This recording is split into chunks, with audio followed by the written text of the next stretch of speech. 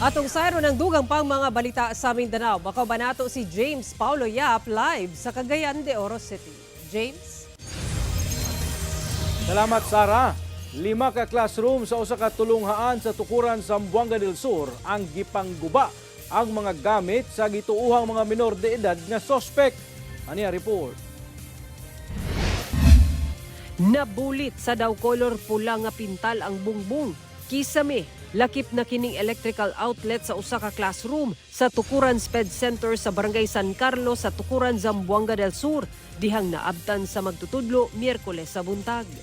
Samtang ang mga gamit nagkatag, buta nga naghatag og perwisyo sa mga magtutudlo. Sumala sa school principal, anaa sa 5 ka classroom sa maong tulunghaan ang susama ang kahimtang. Hinimuan daw kini sa mga menor de edad nga out of school youth. Ang pagpangguba, resulta daw sa walay nakuhang valuable item o kwarta ang mga sospek. Tungod kay wala sila nakuha na while sa sulod, mao na tong nahitabo. Dayon daghana sila actually mga 5 anak, mga bata, mga 10 to 15 ang edad. Sumala sa prinsipal, makadaghang higayon na sabkuno kini nga ginahimo sa maong mga menor de edad nga makasulod sanglit ang barangay Tanod Ramatod pa ang bantayan.